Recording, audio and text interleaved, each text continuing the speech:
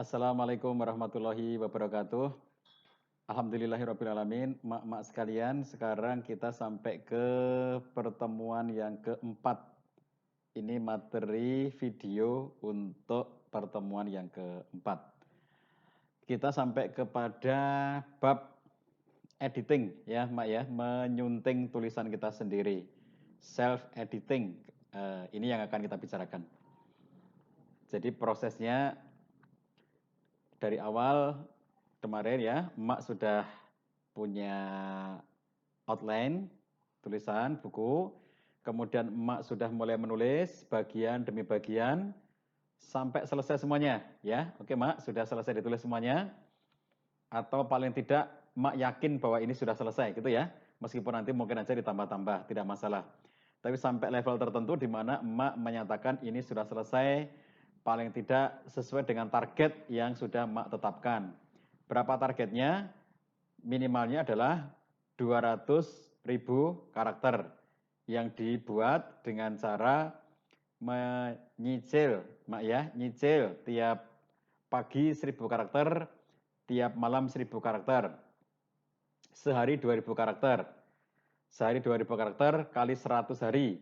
Itu berarti 200.000 karakter ya. Jadi selama 100 hari Emak sudah mendapatkan 200.000 karakter. Itu berarti dalam batas yang ditargetkan sudah selesai. Syukur lebih, Mak. Kalau lebih bagus ya. Sehingga leluasa kalau nanti mau ada editing, ada yang dipotong itu menjadi tidak masalah. Lebih bagus kalau kebanyakan ya. Karena kalau kebanyakan tinggal milih-milih mana yang mau dibuang itu lebih gampang. Kalau Mak ada yang lebih cepat, misalnya sehari bisa 4.000 karakter, berarti Mak cuma butuh waktu 50 hari. Nah, pokoknya asumsinya batas minimal sesuai dengan target yang Mak tetapkan sendiri sudah tercukupi, ya Mak ya. Oke, sudah terpenuhi. Seluruh naskah sudah ditulis sesuai dengan outline. Bagian per bagian sesuai outline itu sudah terisi semuanya. Oke, sampai di situ ceritanya. Sekarang pada pertemuan keempat ini kita akan melakukan self editing, Mak. Apa itu self editing? Self editing adalah swa-edit bahasa Indonesianya atau menyunting, mengedit yang dilakukan oleh penulisnya sendiri. Proses menyunting itu ada banyak tahapan, Mak. Tahapan nomor 1 itu adalah tahapan penyuntingan atau editing yang dilakukan oleh penulisnya sendiri. Ini bagian yang sangat esensial yang sering disebut sebagai substantial editing.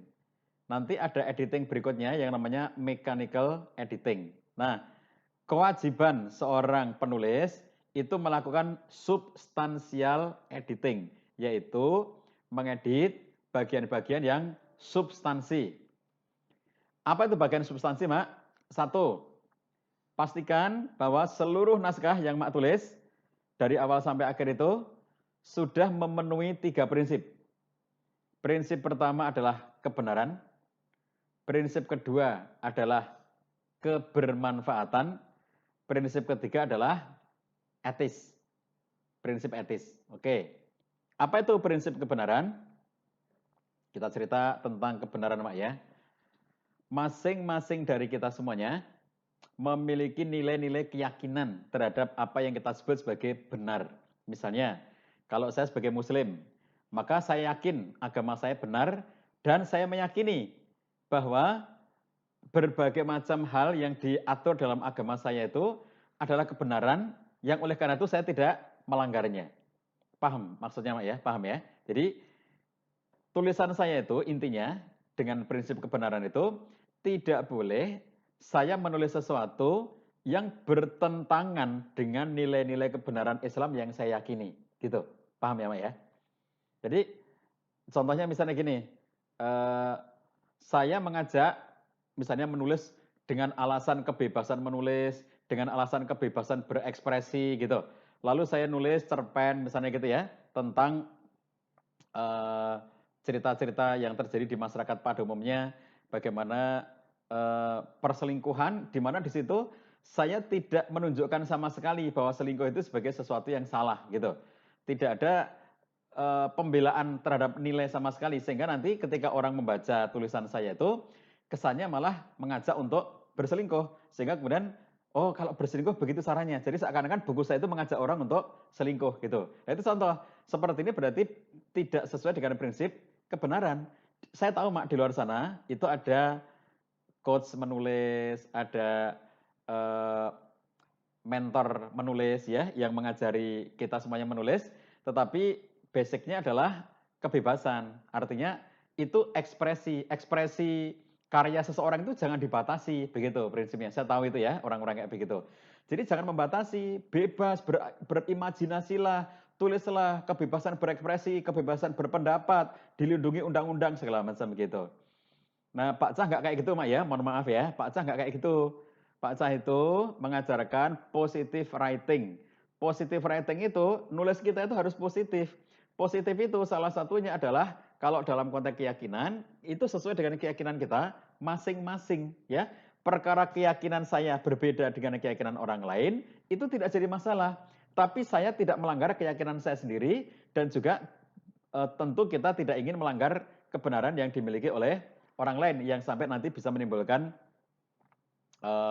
konflik misalnya gitu. Misalnya contohnya menjelek-jelekkan keyakinan orang lain, melecehkan agamanya orang lain. Nah, tentu nggak boleh begitu. Tapi dalam batas saya menulis sesuatu itu harus ada nilai-nilai yang berpijak kepada kebenaran yang saya yakini gitu. Sehingga misalnya ketika ada hal-hal yang menurut keyakinan agama saya itu syirik, maka saya tidak boleh mengangkat sesuatu yang nanti justru mengajak orang menuju kepada syirik. Kira-kira gitu, Mak. Bahwa dalam agama saya tidak boleh melakukan kemaksiatan-kemaksiatan gitu, Mak ya. Maka saya nggak boleh kalau kemudian mengajak orang itu untuk melakukan kemaksiatan. Itu contoh yang disebut dengan prinsip kebenaran. Nah, jadi prinsip kebenaran ini dalam aplikasinya luas, Mak. Sejak dari pondasi nilai, value yang kita tulis tidak ada yang bertentangan dengan kebenaran. Sebab kalau dari awalnya kita mendasarkan diri, buku ini untuk keabadian, buku ini untuk ibadah, buku ini untuk amal jariah, buku ini agar selalu mengirimkan pahala kebaikannya untuk kita yang sebagai penulis, entah kita masih hidup atau kita sudah mati. Kalau saya sudah mati, buku saya dibaca orang, tulisan saya dibaca orang, mereka menjadi tercerahkan karena itu, mereka jadi berbuat baik karena itu, pahalanya terus-menerus mengalir ke saya. Itu kan berarti syaratnya tidak boleh bertentangan dengan kebenaran, walaupun dengan dalih kebebasan berekspresi, walaupun dengan dalih kebebasan bersastra, kebebasan berkarya, kebebasan berimajinasi, dan seterusnya. Kita tidak pernah bisa berada di ruangan-ruangan hampa, di mana bebas. Zaman dulu misalnya seni untuk seni, olahraga untuk olahraga. Jadi bagi kita nggak kayak gitu. Seni itu untuk ibadah, olahraga itu untuk ibadah, menulis itu untuk ibadah, hidup kita itu untuk ibadah, semuanya begitu. Nggak ada yang bisa kita lepaskan dengan alasan kebebasan sastra, kebebasan ekspresi, kebebasan berpendapat, dan segala macam. Ya, bagi mereka yang memilih begitu silakanlah ya, itu pilihan kita masing-masing. Tapi kalau di kelasnya Pak Cah tidak ada yang kayak begitu. Kita semuanya, Anda boleh beragama apa saja, karena Indonesia mengakui banyak agama, tetapi tulislah yang positif, tulislah yang tidak mencederai keyakinan agama Anda masing-masing. Jadi kalau saya sebagai Muslim, saya punya nilai-nilai yang harus saya hormati sebagai seorang Muslim. Contoh nih Mak ya, ini aplikasi praktisnya. Saya punya pendapat Mak ya, dan Mak boleh saja berbeda pendapat dengan saya dalam konteks ini. Saya punya pendapat pribadi saya bahwa sesuatu yang masuk dalam kategori rukun iman dan rukun Islam, 6 rukun iman dan 5 rukun Islam itu tidak boleh kita gunakan untuk sesuatu yang di luar konteksnya. Saya ulangi, Mak. Bagi orang Islam, rukun iman itu sakral. Rukun Islam itu sakral. 6 poin rukun iman itu tidak boleh digunakan untuk sesuatu yang di luar konteksnya. Demikian juga rukun Islam. Karena dia hal-hal yang sifatnya sakral. Contohnya apa, Mak? Contoh. Kalau kita menulis sesuatu tentang Allah, karena itu rukun iman dan itu pokok pangkal kepercayaan kita itu adalah kepada Allah SWT, maka nggak boleh kita ngarang-ngarang sesuatu tentang Allah, nggak boleh. Jadi kalau kita ngomongin tentang Allah, misalnya dalam tulisan itu ya, misalnya mungkin cerpen, mungkin novel, mungkin apapun cerita-cerita berhikmah, terus kemudian ada orang nulis yang beberapa waktu yang lalu di-share sampai di mana-mana. Pokoknya tulisan itu begitu dianggap menarik, share gitu ya, sudah di mana-mana. Tulisan itu berdiskusi, dialog dengan Tuhan. Bentuknya begini. Ketika Tuhan menciptakan perempuan, maka perempuan ditanya, Tuhan ditanya oleh perempuan, ya Tuhan, kenapa engkau menciptakan aku dalam keadaan lemah seperti ini? Lalu Tuhan menjawab, kamu tidak lemah. Kamu aku ciptakan dengan kondisi tubuh kamu yang siap untuk hamil selama 9 bulan. Berarti kamu itu bukan orang yang lemah. Kamu diciptakan dengan konstruksi tubuh kamu untuk siap melahirkan. Dan itu pekerjaan berat. Oleh karena itu kamu bukan orang lemah. Kamu aku ciptakan dengan konstruksi untuk bisa menyusui anak kamu selama 2 tahun. Dan berarti itu kamu bukan orang yang lemah. Coba, maksud dari tulisan ini baik. Maksudnya baik. Apa maksudnya? Untuk memberikan sebuah pemahaman kepada kaum perempuan, mereka itu bukan makhluk lemah. Mereka itu makhluk yang hebat gitu. Baik kan? Positif kan? Tapi dalam perspektif ketuhanan, itu sangat bermasalah. Kenapa bermasalah? Kalau kita sebagai orang Islam, tidak mungkin kita bisa mendapatkan ucapan dari Tuhan kecuali dari 2 sumber. Hanya dari 2 sumber. Nomor 1 namanya kitab suci, Al-Quran kalau bagi orang Islam. Nomor 2-nya adalah dari hadis Qudsi. Di mana hadis Qudsi itu menyampaikan tentang isi kalam Allah. Gitu ya. Jadi dalam hadis Qudsi dinyatakan, Nabi SAW bersabda, Allah berfirman. Nah gitu kan. Itu sabdanya Nabi, tapi Allah berfirman. Itu Allah berfirman, kata-kata Allah, kata-kata Tuhan ya, tidak bisa dikarang gitu. Jadi misalnya dialog ini tadi. Ketika perempuan diciptakan, maka Tuhan ditanya, "Ya Tuhan, kenapa engkau ciptakan aku dalam keadaan yang lemah seperti ini?" Lalu Tuhan menjawab, tuh, ngawur kalau dalam perspektif teologi Islam. Ngawur. Nggak boleh kita ngarang-ngarang kalimat-kalimat yang dinisbatkan kepada Tuhan. Meskipun maksud kita baik, tapi dalam konteks ketuhanan nggak boleh bersumber kepada maksud yang baik. Nggak boleh. Kenapa? Rukun iman. Apalagi Allah SWT sebagai sumber dari keimanan itu sendiri. Tidak akan ada keimanan yang lainnya kalau tidak beriman kepada Allah SWT. Ini pokoknya keimanan. Nggak boleh bermain-main dengan Tuhan. Contoh Mak Yani ya. Jadi prinsip kebenaran itu contohnya kayak begitu aplikasinya. Termasuk saya minta maaf ya, ini sekali lagi Mak, ini pendapat pribadinya Pak Cah. Kalau Mak punya pendapat yang berbeda, silakan kalau punya argumen. Tapi Pak Cah punya pendapat dan Pak Cah punya argumen dalam hal ini. Misalnya, sifat-sifat Tuhan. Nggak boleh kita ngarang tentang sifat Tuhan, Mak. Kalau dalam teologi Islam, akidah Islam, yang namanya asma wa sifat, nama-nama dan sifat-sifat Allah itu sudah tertentu. Nama dan sifat Allah itu adalah sebagaimana yang dinyatakan sendiri oleh Allah dalam kitab suci atau dinyatakan oleh Nabi SAW dalam hadis sahihnya. Nggak boleh kita ngarang sesuatu yang itu kita nisbatkan sebagai sifatnya Allah. Contohnya apa, Mak? Tadi saya katakan, atas nama kebebasan berekspresi, kebebasan berpuisi, kebebasan berkarya, lalu kemudian kita mengatakan bebas gitu. Loh enggak, kalau dalam konteks teologi ini ya enggak boleh bebas kalau urusannya dengan aspek-aspek rukun iman. Contohnya, saya minta maaf ya kalau ini harus saya contohkan misalnya lagu lama Mak, ini yang mak umurnya sudah 50-an kayak saya tahu lagu itu. Lagu lama banget, anak-anak muda zaman sekarang nggak tahu lagu itu ya. Syairnya lagunya begini. Mungkin Tuhan mulai bosan melihat tingkah kita. Kita nyanyi lagu itu Mak ya, zaman dulu. Mungkin Tuhan mulai bosan. Secara akidah bermasalah Mak itu Mak. Kenapa? Menisbatkan satu sifat yang itu Allah tidak pernah menyatakan untuk dirinya. Apakah Allah pernah mengatakan bahwa dirinya itu punya sifat bosan? Apakah Nabi SAW pernah menyatakan bahwa Allah itu pernah punya sifat bosan? Jadi kalau kita mengatakan Tuhan itu maha sibuk, itu benar. Kenapa? Ada hadisnya, ada ayatnya bahwa Allah itu dalam kondisi kesibukan.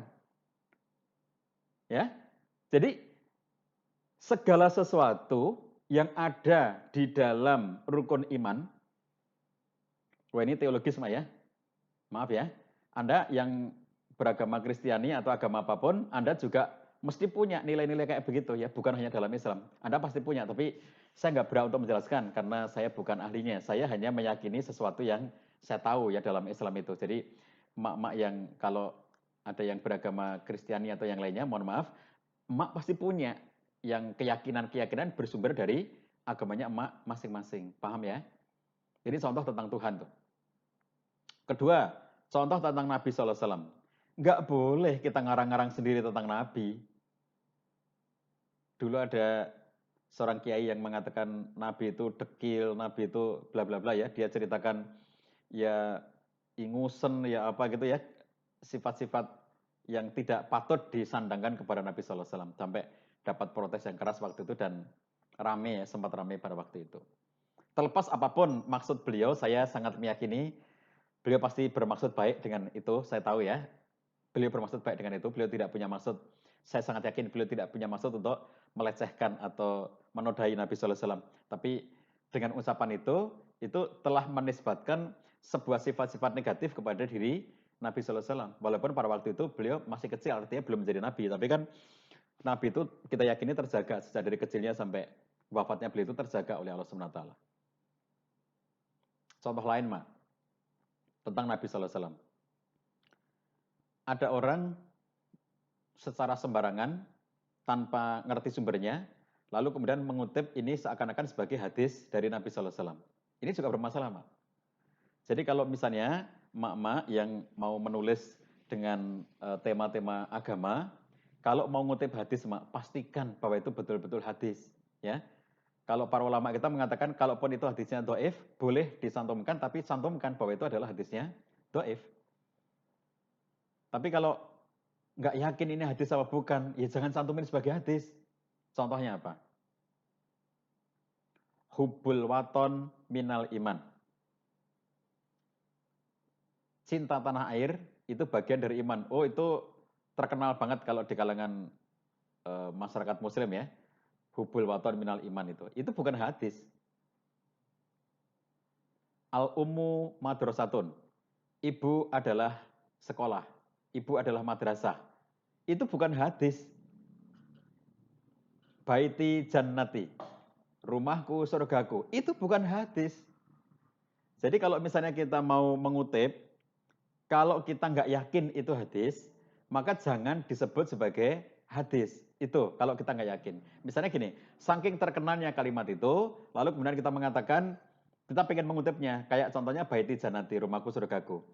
Jadi karena kita nggak yakin, misalnya emak-emak nggak tahu nih ini hadis apa bukan dan nggak yakin. Kalau nggak yakin mak, kalau bisa konfirmasi konfirmasilah kepada orang yang tahu ya, ulama, ustadz, siapa yang tahu. Kalau emak nggak mau konfirmasi, maka ambil saja seperti ungkapan yang sangat populer di kalangan kita, baiti janati. Gitu. Jangan mengatakan seperti hadis Nabi SAW, baiti janati. Nah itu contoh menggunakan, menisbatkan sesuatu kepada Nabi, sesuatu yang ternyata bukan kata-kata Nabi. Ini masalah akidah, Mak. Nggak main-main dalam soal ini ya. Pak Ca sangat sensitif urusan kayak begini. Kalau sudah menyangkut aspek-aspek keyakinan, kita sangat sensitif. Pak Ca sangat sensitif. Jadi, pertama unsur-unsur ketuhanan, Mak. Jangan pernah bermain-main dengan kata-kata Tuhan atau Allah yang dinisbatkan secara sembarangan. Allah kok dialog kayak begitu, ya. Allah kok ngobrol kayak begitu, gitu. Itu sesuatu yang enggak banget. Yang bahkan kadang-kadang gurauan loh, Mak. Gurauan banget loh. Itu enggak banget ya, enggak boleh ya, Mak ya. Jangan, kalau dapat share-sharean kayak gitu, jangan ikut nge-share, Mak ya. Dosa itu. Ngerti kan gurauan-gurauan yang tentang Tuhan itu. Itu banyak itu. Seorang kakek tua kehilangan kampaknya. Lalu kemudian Tuhan loh, dia menggunakan kata Tuhan. Wong kakek tua itu kejadiannya di mana? Lalu kemudian Tuhan libat-libatkan Tuhan kok diseret-seret dalam cerita humor orang itu loh. Itu kebangetan banget kan. Dan yang kebangetan juga yang ngeser-ngeser itu, kebangetan banget itu. Jadi oleh karena itu, pertama tadi aspek Tuhan Mak ya. Yang kedua aspek Nabi SAW. Pokoknya kalau nggak yakin itu sebagai hadis, jangan pernah dicantumkan sebagai hadis. Karena berarti menisbatkan sesuatu kepada Nabi. Dan Nabi nggak boleh disematkan sesuatu kepada diri beliau, baik perkataan, baik perbuatan, maupun sifat, yang itu bukan perkataan beliau, bukan perbuatan beliau, juga bukan sifat beliau. Ya, jadi makanya hati-hati dalam hal soal seperti ini. Makanya tadi, kalau nggak yakin, seperti dalam ungkapan yang sangat kita kenal, al-ummu madrasatun. Seperti dalam ungkapan yang sangat terkenal, baiti janati. Jangan mengatakan seperti hadis Nabi, jangan begitu, wong nggak yakin kok ya. Oke, itu tentang hadis Nabi. Yang ketiga, masih contoh ini Mak ya, saya cuma ngambil contoh, saya tidak akan mendetailkan satu persatu, cuma ngambil contoh. Contoh lain yang sering digunakan itu adalah kata malaikat, Mak. Malaikat itu kan unsur rukun iman. Jadi tadi ya, Allah, iman kepada Allah, iman kepada malaikat, iman kepada Nabi dan Rasul ya. Saya ngambil contoh tiga nih. Tadi tentang Allah sudah saya kasih contoh. Tentang Nabi sudah saya kasih contoh. Sekarang tentang malaikat, Mak. Menggunakan kata malaikat yang tidak pada tempatnya. Nggak boleh. Ada lagu itu, Mak. Cukup lama lagunya, aku nggak tahu siapa yang nyanyi ya. Malaikat juga tahu siapa yang jadi juaranya. Loh kok nyuruh malaikat jadi juri lomba itu loh. Itu nggak boleh kayak gitu tuh, Mak. Malaikat itu bukan juru lomba. Malaikat juga tahu siapa yang jadi juaranya. Kok malaikat disuruh kayak begitu? Menggunakan kata malaikat itu sakral, nggak boleh dipakai sembarangan kayak begitu. Ada lagi, misalnya gini. Pak Ca diminta untuk ngasih kata pengantar dalam sebuah buku. Buku ini ditulis oleh seorang bapak, bercerita tentang dirinya dalam berinteraksi dengan 3 anak perempuannya. Jadi si bapak ini menceritakan bagaimana dia mendidik dan berinteraksi dengan 3 anak perempuannya, gitu ya, kisah ceritanya begitu. Lalu beliau nih, bapak ini minta tolong Pak Ca ngasih kata pengantar. Oke, silakan dikirimkan naskahnya. Jadi makanya Pak Ca itu kalau dimintai kata pengantar mesti minta dikirim naskah, karena Pak Ca nggak mau ngasih kata pengantar yang Pak Ca itu nggak setuju isinya. Kalau Pak Ca nggak setuju isinya, nanti Pak Ca bilang sama dia gini, saya nggak setuju loh dengan isi buku kamu, boleh nggak nanti isi kata pengantarnya saya bilang bahwa saya nggak setuju dengan buku ini gitu. Ada yang mengatakan boleh Pak Ca nggak apa-apa, jadi yang penting kata pengantar dari Pak Ca gitu. Jadi saya pernah ngasih kata pengantar, ada sebuah buku yang saya bilang di kata pengantar itu, saya sangat tidak setuju dengan isi buku ini. Menurut saya buku ini analisanya sangat dangkal sehingga melakukan tuduhan-tuduhan bla bla bla. Saya sampaikan kita respon saya. Dan begitu kata pengantar itu saya berikan kepada yang bersangkutan, saya bilang begini, pertama saya minta maaf karena saya sudah mengatakan pada Anda bahwa saya tidak setuju dengan isi buku Anda. Dan saya sudah pernah menawarkan kepada Anda, sebaiknya Anda nyari orang lain yang bisa ngasih kata pengantar terhadap buku ini yang setuju. Sebab kalau Anda minta saya menjadi kata pengantar, saya harus menyampaikan pendapat saya bahwa saya nggak setuju dengan isi buku ini. Karena kalau saya nggak menyampaikan itu, nanti orang taunya Pak Cah setuju dengan buku ini, padahal saya nggak setuju. Jadi Anda pilih mana? Anda nyari orang lain atau Anda tetap minta pengantar saya? Oh, tetap Pak Cah aja. Karena temanya buku itu tentang pernikahan, sehingga dia menganggap saya orang yang tepat untuk ngasih kata pengantar buku dia tentang pernikahan itu. Tapi kamu tahu konsekuensinya loh, saya bilang bahwa nanti isi pengantar saya itu, saya akan menyatakan ketidaksetujuan saya. Oh, nggak apa-apa Pak Cah, oke. Saya tulis kata pengantarnya, dan saya tunjukkan bagian-bagian mana yang saya tidak setuju, dan saya sampaikan, ini tidak kayak begitu, saya bilang gitu ya, dan saya sampaikan banyak ketidaksetujuan di situ. Nah, jadi pada waktu Bapak ini tadi minta kata pengantar ke saya, diberikan naskahnya, saya baca dari awal judulnya itu, Aku dan 3 Malaikat Kecilku. Nah, ini Mak, Pak Cah sudah bilang dari tadi ya, saya sensitif banget soal seperti ini, karena itu rukun iman. Jadi kata malaikat itu kata-kata rukun iman, gak boleh dipakai aku dan 3 malaikat kecilku. Kok kamu enak banget ngomong malaikat kecilku gitu. Emang itu punya kamu, emang itu malaikat gitu. Dan kamu ngecil-ngecilkan gitu. Saya kirim email ke dia, karena waktu itu dia ngirimnya via email, lalu saya jawab lewat email, saya bilang begini, Secara isi oke, tapi secara judul tidak oke. Jadi saya mau ngasih kata pengantar ini dengan syarat kamu ngubah judul. Kalau kamu masih tetap menggunakan kata malaikat, maka aku nggak mau ngasih kata pengantar. Saya nggak mau ngasih kata pengantar. Karena kamu menggunakan kata malaikat tidak pada tempatnya. Ya, jadi menggunakan kata malaikat itu harus sesuai dengan konteksnya. Ya, kembali ke tadi ya. Apa yang namanya prinsip kebenaran? Salah satunya, ini cuma salah satu. Salah satu dalam konteks prinsip kebenaran adalah kalau kita menggunakan hal-hal yang terkait dengan rukun iman dan rukun Islam, karena dia pokok pangkalnya keyakinan Islam dengan rukun iman dan rukun Islam itu, maka tidak boleh menggunakan kecuali sesuai dengan konteksnya. Kalau ngomong Allah ya sesuai dengan konteksnya. Kalau ngomong Nabi ya sesuai dengan konteksnya. Ketentuan tentang menggunakan kata Nabi itu. Kalau ngomong malaikat harus sesuai dengan konteksnya. Lalu apa usulan saya? Coba kamu ganti dengan kata bidadari. Nah, bidadari itu bukan makhluk, bukan rukun iman, ya. Dia makhluk surga nantinya. Tapi bukan rukun iman, gitu. Beda banget ya. Kalau malaikat itu rukun iman. Berapa jumlah malaikat, apa tugas malaikat, seperti apa wujudnya malaikat, nggak boleh ngarang-ngarang. Itu semuanya ada keterangannya. Kalau Quran nggak memberi penjelasan, hadis nggak memberi penjelasan, nggak boleh kita sifat-sifatkan sendiri. Saya pernah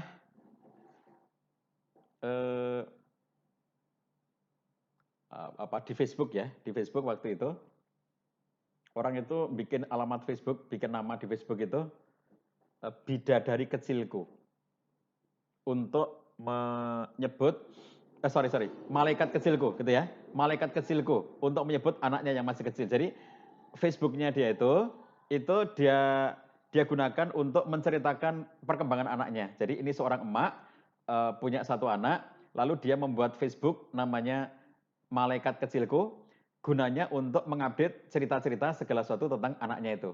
Sehingga seluruh isi Facebook itu tentang anaknya, tetapi kemudian dia sebut malaikat kecilku. Nah, saya sebetulnya nggak kenal orang itu, tapi suatu ketika orang itu komen di Facebook saya. Sehingga akhirnya saya tahu bahwa ada orang yang pakai nama malaikat kecilku. Dan saya kemudian jabri dia, saya katakan saya menyampaikan pendapat, Anda terima apa tidak terserah Anda, tapi saya merasa keberatan Anda menggunakan kata malaikat tidak pada tempatnya. Anda sedang mengatakan anak perempuan Anda yang masih kecil itu, tapi Anda mengatakan malaikat kecilku. Jadi saya keberatan dengan itu. Ini pandangan subjektif ya, Mak ya, pandangan pribadi saya. Mak boleh setuju, boleh tidak, tapi ini pandangan pribadi saya. Jadi kalau hal-hal yang menyangkut rukun iman, hal-hal yang menyangkut rukun Islam, jangan menggunakan sembarangan. Jangan menggunakan sesuatu yang masuk kategori rukun iman dan rukun Islam itu untuk hal-hal yang di luar konteksnya. Oke? Jadi contoh prinsip kebenaran. Oke. Jadi editing, Mak, ya, itu masuk editing. Kalau ada hal-hal, kalau itu hadis, yakini bahwa itu memang hadis. Kalau emak ngutip ayat, yakini bahwa memang ayatnya sudah benar. Quran surat apa, ayat berapa, benar gitu ya. Kalau menggunakan istilah-istilah yang ada dalam rukun iman dan rukun Islam, pastikan bahwa itu sudah sesuai dengan konteks. Edit, Mak, ya. Jangan sampai ada yang salah. Tadi ada 3 prinsip, Mak, masih ingat? Prinsip kebenaran, nomor 2-nya prinsip kebermanfaatan, nomor 3-nya prinsip etis. Apa yang dimaksud dengan prinsip kebermanfaatan? Pastikan, Mak, tulisan Mak itu yakin bahwa itu bermanfaat, gitu. Dari mana kita tahu itu bermanfaat? Kebermanfaatan itu luas banget ya. Di materi-materi sebelumnya sudah pernah saya sampaikan. Jadi kebermanfaatan itu ada yang bagi diri sendiri, manfaat untuk diri kita sendiri. Ada manfaat untuk orang-orang sekitar kita, ada manfaat untuk orang banyak ya. Dan ada manfaat untuk orang-orang tertentu, segmented ya, yang kadang-kadang ada tulisan kita yang bermanfaat untuk orang tertentu yang membutuhkannya. Emak-emak nulis resep masakan, kumpulan resep masakan gitu. Itu nanti yang akan membacanya adalah mereka yang suka masak ya, yang berarti segmented, sangat terbatas di situ. Oke. Nomor 3-nya adalah prinsip etis. Etis itu apa? Pertama, jangan sampai tulisan emak nanti itu terjerat dalam pasal-pasal hukum. Misalnya pelanggaran terhadap Undang-Undang ITE. Jadi kalau di Indonesia itu Mak, ada Undang-Undang ITE ya, itu terkait dengan salah satu yang bisa menjerat itu ujaran kebencian, pencemaran nama baik gitu. Itu sesuatu yang kemudian bisa menjadikan seseorang terseret di depan hukum. Jadi pastikan Mak, tidak jelek-jelekan orang, nggak jelek-jelekan kelompok, tidak menistakan agama apapun ya, tidak menistakan tokoh-tokoh yang kemudian itu nanti berbuntut panjang karena dianggap menjelekkan presiden, dianggap menjelekkan menteri, dianggap menjelekkan gubernur segala macam ya. Itu sesuatu yang harus berhati-hati. Bukan berarti nggak boleh mengkritik, tentu kita boleh mengkritik, tapi kalau misalnya dalam tulisan itu mengkritik, pastikan caranya itu bukan dengan cara yang itu melakukan menjelek-jelekkan. Berbeda antara mengkritik dengan menjelek-jelekkan. Misalnya contoh, kita mengkritisi kebijakan pemerintah. Itu berbeda dengan menjelek-jelekan Pak Jokowi. Nah itu berbeda ya. Nggak boleh jelek-jelekan Pak Jokowi. Jangankan kok Pak Jokowi yang presiden RI. Kita nggak boleh jelek-jelekan tetangga kita sendiri. Nggak boleh. Nggak boleh jelek-jelekan teman kita sendiri. Nggak boleh ya. Jadi nggak boleh yang seperti itu nanti. Apalagi kalau menyangkut simbol-simbol sakralnya negara seperti presiden. Kemudian apalagi kalau lambang negara gitu ya. Dasar negara itu sakral bagi sebuah bangsa. Oke. Jadi jangan sampai terjebak di situ. Oke, Mak, ini yang editing substansial, Mak ya. Jadi kewajiban penulis adalah mengedit hal-hal yang sifatnya isi ya. Isi tulisan Mak itu harus diedit supaya secara substansi tidak bermasalah baik dari segi aspek kebenarannya, dari segi aspek kebermanfaatannya maupun dari segi aspek etisnya, gitu. Setelah itu Mak edit substansial laginya selain konteks tiga prinsip ya, kebenaran, kebermanfaatan dan etis. Emak juga pastikan bahwa seluruh tulisan emak dari awal sampai akhir itu sudah sesuai dengan maunya emak. Ngerti? Jadi kalau yang tadi tidak ada yang melanggar dari segi prinsip-prinsip. Tapi kemudian yang kedua, bahwa emak membaca dari awal sampai akhir naskahnya itu, oh sudah sesuai dengan mauku. Oke, kalau gitu ya. Berarti sudah selesai tugas emak sebagai seorang penulis yang melakukan editing secara substansial. Oke. Lalu kemudian ada editing yang namanya mechanical editing. Nah, kalau emak menerbitkan dengan metode penerbitan mayor, maka sudah ada di penerbit mayor, gitu Mak ya. Tapi kalau menerbitkan sendiri, misalnya dengan self publishing atau penerbit indie, maka emak harus mengedit sendiri secara mechanical. Kalau emak merasa nggak mampu, maka biar diedit oleh orang yang profesional ya. Kalau editing boleh Mak di istilah orang Jawa ndandake, menjahitkan itu boleh ya. Tapi yang nggak boleh kalau nulis ya. Nulis itu kita yang nulis. Kalau mengedit boleh orang lain karena itu hanya editing. Tapi yang nulis harus kita, gitu ya. Jadi yang namanya mechanical editing itu edit secara tata bahasa, kemudian diksi, kemudian paragraf, kemudian sisi-sisi yang terkait dengan kaidah-kaidah yang ada dalam PUEB, Pedoman Umum Ejaan Bahasa Indonesia, kemudian KBBI, Kamus Besar Bahasa Indonesia, dan seterusnya. Jadi itu sudah mekanik, Mak ya. Editing yang sifatnya mekanik dan itu ada ahlinya. Saya bukan ahlinya. Oke, itu Mak ya. Jadi tugas pokok dari seorang penulis setelah selesai menulis semuanya adalah mengedit bagian substansial yang disebut sebagai substansial editing. Sedangkan mechanical editing, kalau emak punya kemampuannya silakan melakukan. Kalau tidak punya kemampuannya, itu nanti bisa diberikan ke penerbit mayor kalau diterima. Kalau tidak di penerbit mayor, maka emak bisa meminta tolong kepada jasa editing. Ya, ada orang-orang yang punya menawarkan jasa editing, nanti bayar per halaman gitu Mak ya. Per halaman bayar berapa saya tidak tahu soal itu, tapi itu ada orang-orang yang bisa diminta tolong dan itu pekerjaannya memang pekerjaan profesional. Begitu Mbak, mudah-mudahan bisa dimengerti.